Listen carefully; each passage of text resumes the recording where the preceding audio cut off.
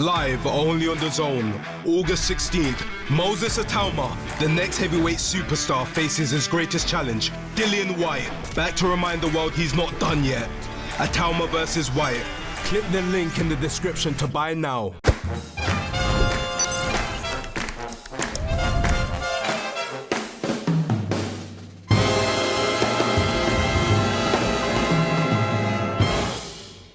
This is Coon Cassis for IFLTV.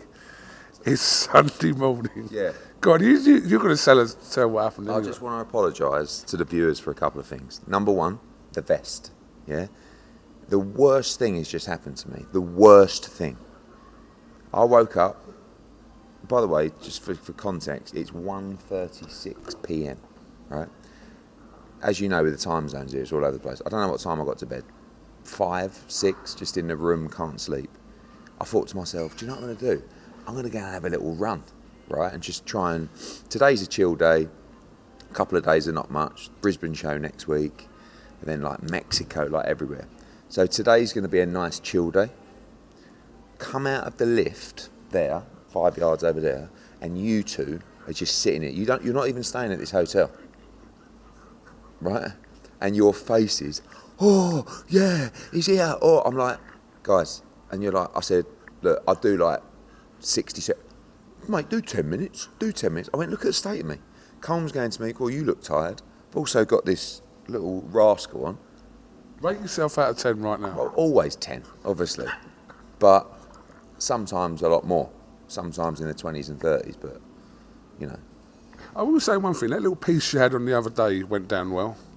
The little cream... velvety piece you had on. Velvety? Was it velvet? I don't know.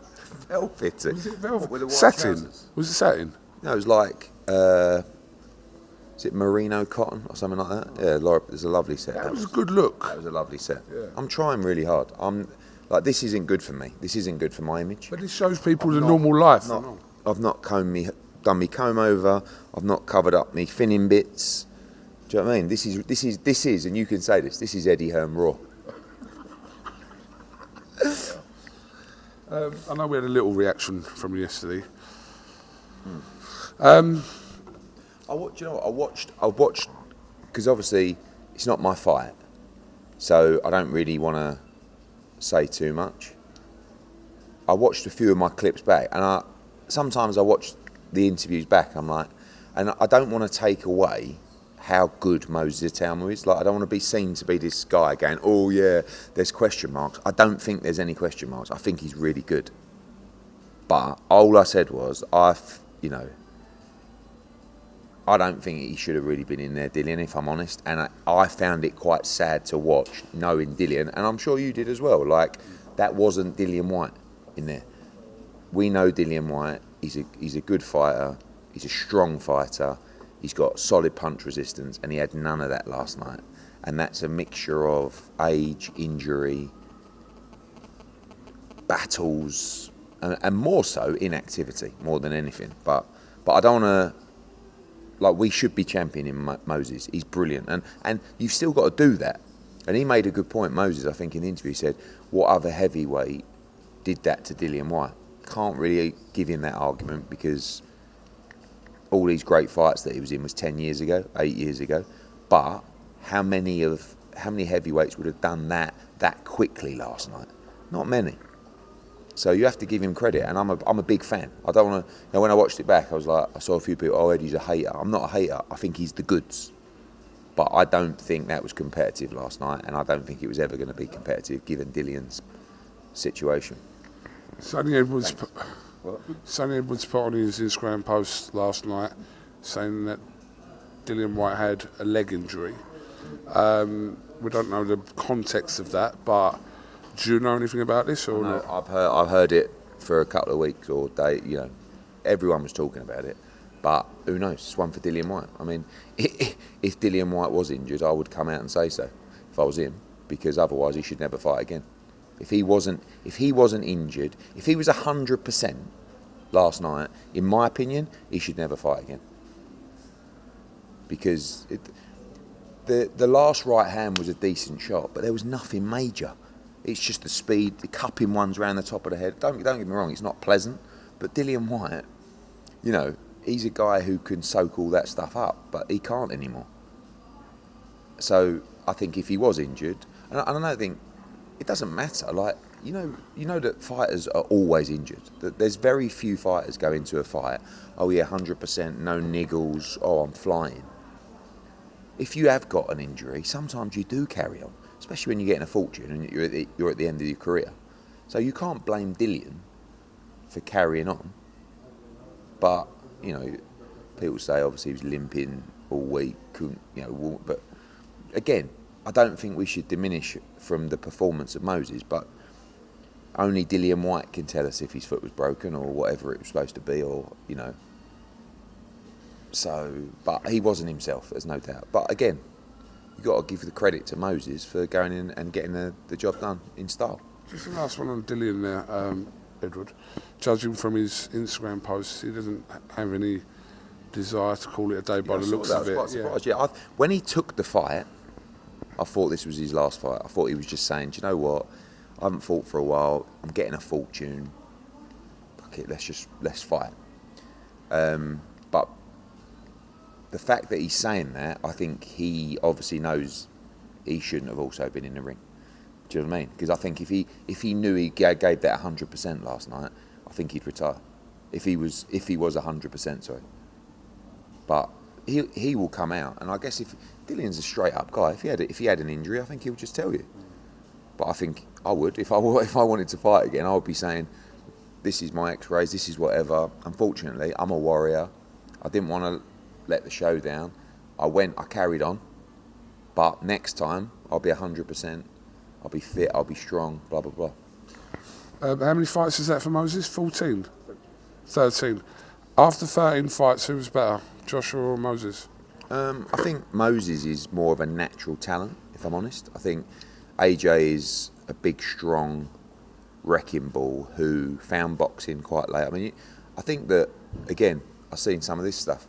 Like, people asked me last night, and I'm going to get stick whatever I say, and I'm never going to obviously not back AJ, because I think, one, he's an incredible fighter, and two, what he did for the sport will never be repeated.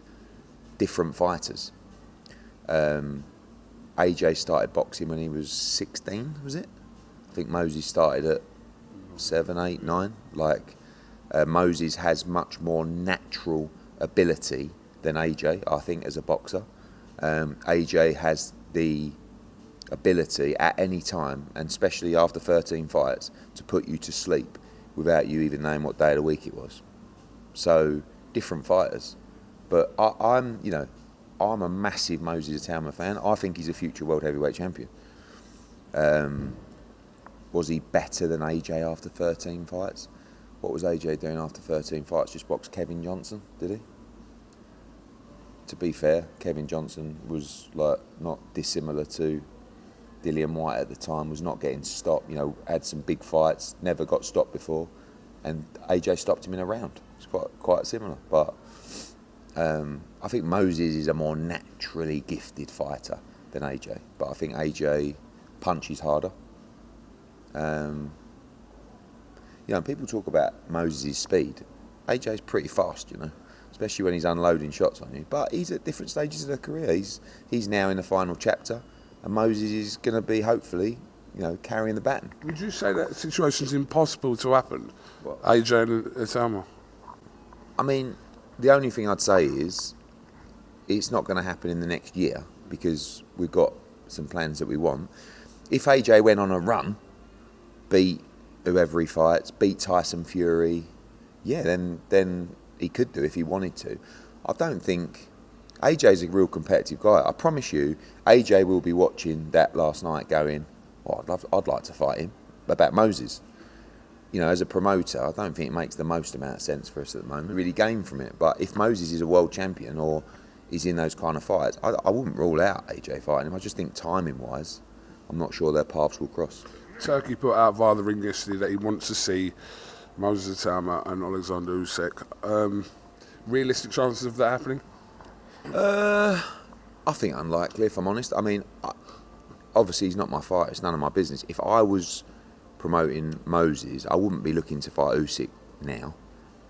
I would be looking to fight Hrgović Coley, Jarrell Miller, these kind of people, because you need rounds. Like the talent's undeniable, but you need rounds.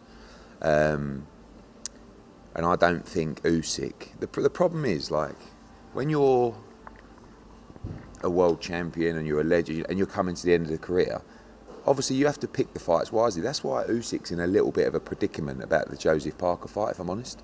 Because I think in his head, he'll be thinking, does that really motivate me, that fight? I don't know. Do you know what I mean? Like the Dubois fight, I didn't think he would take the Dubois fight. I thought he might retire. But it was a chance to become undisputed again. So what does the Parker fight give him? Not a lot, and it's a dangerous fight. I like Moses against Parker. I think that's a brilliant fight. And I think Joe, I mean, if I was promoting Moses, I would be concerned about the Joseph Parker fight. Not that I wouldn't think he could win it, but that's a dangerous fight. Because right now, Joe's fit and strong and he holds a really good shot. He's not like he was when he was not taking it seriously and partying and whatever. He can like Moses is going to start having tough times against people who hold a good shot. That's why Hrgovic is great matchmaking for Moses, because he can't punch. Sorry, that's a bit disrespectful. He's not a puncher, but he's got a good chin. But he's also been in a lot of wars, and I think Moses would stop Hrgovic. Do you not think it's mad though? We're talking about these kind of fighters. I know, but Ed, like, so it's 4 minutes. It's not 4 minutes. Ed, we love talking to you. I'm going to stop the interview unless you tell me how many minutes it is now. Mate, like, we've come all the way down. It's a half an hour to get here, mate. You weren't even invited. What do you mean you've come all the way down? I'm on the off chance. You know, like fans when they turn up at the ground. Well, you are. to get an autograph and all that. We've come for an interview. I want to go on. Okay. You love talking to me. Yeah, go on. We do love talking to you. Like, we appreciate everything you do for us and the fans. I like talking boxing, if I'm honest. And when I talk to you, You are peeling a bit there, mate. I'm peeling. Oh, shit. Actually need a little bit of a trim up and all. It's not the best. Sorry, guys. Yeah, I think I like talking boxing, but when I talk to you, I'm giving on stuff that's not really my business. I'm just giving you my opinion as a fan, but obviously a very well-educated fan. Obviously. Do you not think it's mental? We're talking about this 20-year-old with all these kind of fighters after 13 fights. Do you not think that's a bit mad? Yeah, because he is an exceptional talent. He's a one-off talent. That's the best word, one-off. And I've got to find some heavyweights that can rock with him over the next 3 or 4 years. And I've got two that I think will really rock with him. One will rock with him in 6 to 12 months, and that's Terry Moana. Yeah. And the other one is Leo Atang. Okay. We need more time. He's 18. I mean, he's 2 years behind. He's 10 fights behind. Do you know what I mean? But if Leo's going to go and fight for the World Heavyweight Championship, he's going to be against Moses. How high do you rate Leo? Yeah, but again, you can't. You know, I can give you the hype, but the reality is anything can happen. I mean, also you've got to have all the luck along your way. Moses could. I'm sorry to say this, but Moses could go and have a game of football next week with his mates and break his leg. I mean, life throws but Leo could fight in a week and bust his hand, and all of a sudden, you really need a lot of luck along the way. And a lot happens in life, and a lot happens in a sport like boxing that can derail you, you know. And right now, Moses is good, Moses is there, but still, anything can happen. I don't want to wish him a broken leg, but do you understand what I'm saying? You get a really bad cut in spot. I don't know. Not just Moses, but any fighter. You've got to really appreciate where you are at the time and make the most. And you've got to live the life that gives you every opportunity to succeed. That's why you've got to live well out of the ring as well, which I'm sure Moses does anyway. So, you know. When did you first even hear about Moses? Probably 4 or 5 years ago. Did you try at any point? No, Frank's had him since I think he was about 3. No, but he's always been with Frank. Like, even not 3 was an exaggeration, but probably like 15, 16. Like, he's always been with Frank. So never had a conversation with him. I really like the guy. I've only had a handful of conversations with him in my life. Seems like a really nice, cool guy. It's funny as you see him progress, because when he started, he was definitely a lot more, you know, now he's like, obviously we've been in this hotel, he's been bowling around with his teams, about 40 of them, you know, all of a sudden, guy over there on his laptop, guy over there, you know. And it's good. I think he's building, I think Francis Warren's done a really good job with him as well. Yeah. I think they've built a nice image for him right Ben now. Davison as well. But yeah, Ben's great, Barry Smith, they've got a great team. But I quite like the image. Brought in some people on his social, the pictures are slicker, do you know what I mean? Because he's not the guy that's going to come out and be like, yo, yo, yo, and just, but he's cool, you know, and that's important, because we need that guy, like I said about the baton, we need that guy where young people think he's cool, like, oh, yeah, he's a star, Moses, you know? Because you want kids in the gym to be like, I want to be like Moses, just like they were about other fighters, AJ, and a lot of others as well. Do you think he could be the next Joshua? Gareth Davis asked me last. I mean, Gareth Davis I don't know what's up with Gareth Davis. He's on one, isn't he? Do you shower, Eddie, before a press conference? No, but he was like, you know, do you think that AJ is, Moses is going to be much bigger than AJ? It's like, what a stupid question. I said, I don't know. I said, in my opinion, forget ability. We've never seen what AJ did be replicated, have we? I mean, we've never seen it in British boxing, ever. I said, but Gareth, remember that AJ won Olympic gold in London? Like, that's a huge leg up on BBC, live in front of 20 million people. So he had a great start profile-wise. Oh, yeah, Eddie, yeah. I was like... and then he put something out, Moses would destroy AJ within 3 rounds. It's like, shut up. What did you write that on? I don't know, saw it this morning. Really? Yeah, but like, I think the lack of respect is for, like, you know, there's a big difference between Dillian Whyte last night and Anthony Joshua. And let me tell you something, if Anthony Joshua landed on Moses, he'd have a major problem. But Moses is a problem for everybody. AJ, Usyk, Fury, it doesn't matter who they are. But it's like, I don't really like the, and I like Gareth, but, you know. Adelaide and Hergovich, that round 8 was insane, wasn't it? I actually think Adelaide will kick himself a little bit. I think that's the type of fight that could actually give you the confidence to go on. Because I think when he watches it back, I think he could have won the fight. I mean, he lost most rounds, and it won't look competitive on the scorecards, but it was competitive because he buzzed him a few times. Sometimes you've got to grit down on your gum shield, push him back, and see what he done was it the 8th round? Yeah. You got to do that a few more times, because I think if he would have done that consistently in the fight, I think he could have beaten him. Hergovich is there for the taking. I love Philip, but my God, he's had some wars. And his eyes are just... when I was at the presser, I was looking at his eyes, and the scar tissue underneath was horrendous. But it was a good fight, really entertaining. What about Johnny Fisher and Adelaide? Not yet, because Johnny needs to rebuild. But I think that's a good fight. Depends what David does. You know, if David starts to go back to British titles, but I don't think he needs. I think Turkey would have liked that fight. I think you just got to be careful now, because if you take the wrong fight again and you lose, if you're Adelaide, you're kind of like you're in a bit of a tough situation. But also for Fisher as well. No, Johnny's not. We're not interested in Adelaide at the moment. Johnny's coming back in December. Good fight. So we need 2 fights under Tony Sims. 2 good, solid fights. And then he'll fight anybody in Britain, you know, of the British title, Commonwealth title level. Right, last one. Yep. Can you tell us any more updates on Joshua and Jake Paul? Nothing at all, honestly. I mean, last night,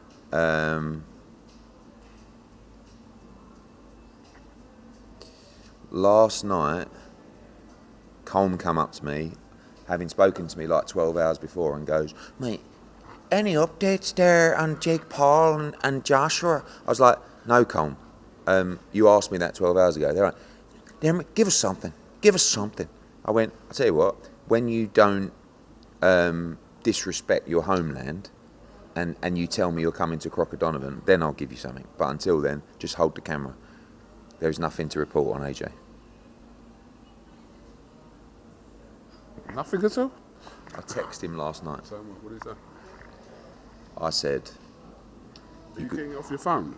Off your? Oh no. What? you donut. I said, you got to come and show him what time it is. And the response was, I will be. That's it. okay. Have you got anything else you'd like to add? Sunday motivation for people? Well, Sunday motivation, I'm going to the gym. Oh, well, I was. You've actually killed me because I came down to drop this bag, right? And then I was going straight to the gym.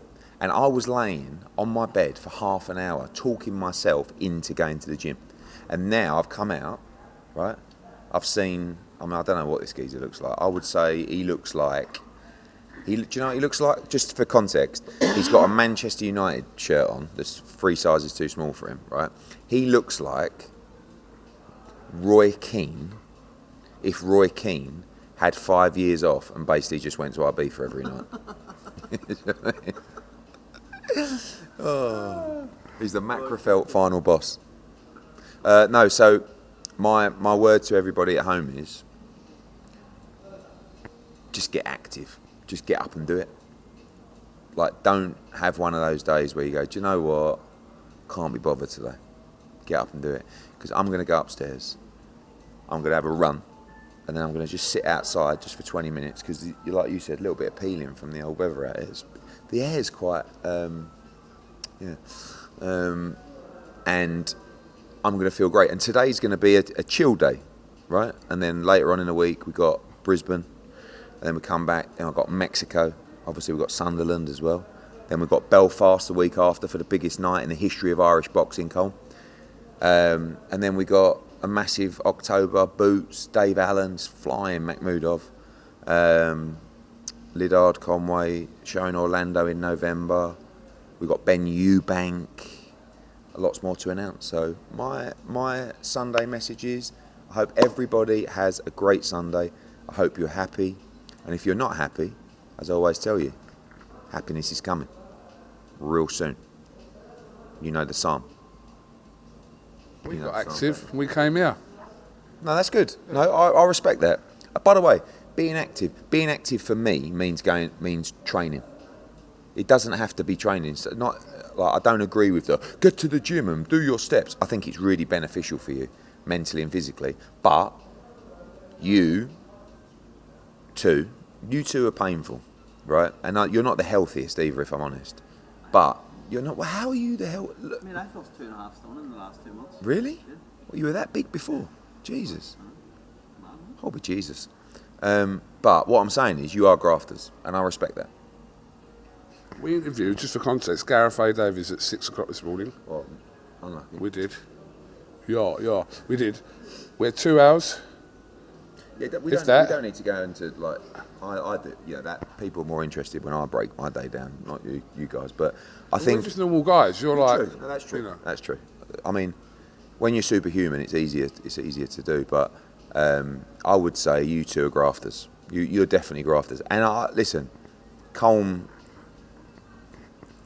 but he is a grafter. You got a good team of grafters. Andrew McBloodclot. He's a grafter. Who else you got on the team? Joe Pugh. He's a grafter. It's good. Well, listen. I know we How said long? 2 minutes. Got how long? 23.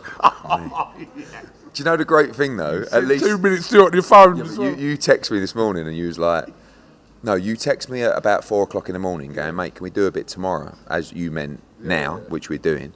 And then I didn't reply, and then you went, can we do something tomorrow, as in Monday? But the great news is, this gives me at least 4 days of no conversations with you. Agreed? 4 days. Yeah. Maybe we'll get something out about the Brisbane show live on DAZN next Saturday. But until then, I don't want to hear from you guys, and I wish all the IFL viewers. Can you just tell us what's in your bag? Just the last thing. Because people find this sort of shit interesting. I'm going to the gym, and what I want to do is, I want to go to the gym, and then I want to go to the spa bit, and I want to have a sauna, and then I want to get changed in the spa changing room. Right. So I've got trainers in here. These had a bit of abuse actually. Do you know what? Do you know why they've had a? They're the boot ones. No, they're Tom Sweeney. They're made from Italy. They're really nice. But you know what? Because I'm old, you know, like the laces, I don't really know what to do with the laces. So I kind of stuck them in there. But I did a picture on a plane and my trainers were in it. And people were like, mate, you're going to cut off the blood circulation in your legs. So that's that. I've got my iPhone charger and I've got a tracksuit to put on. That's it. And a wash bag. Eddie Hearn, much appreciate your time. Safe travels. What we'll do when I next see you is we'll do something a little bit different and we'll do a beauty vlog for the middle-aged man, right? So I will take you through my routine. Yeah. 100% do this. We'll do that. Right. Love you all. Only on the Zone, August 16th, Moses Itauma, the next heavyweight superstar, faces his greatest challenge, Dillian Whyte, back to remind the world he's not done yet. Itauma versus Whyte. Click the link in the description to buy now.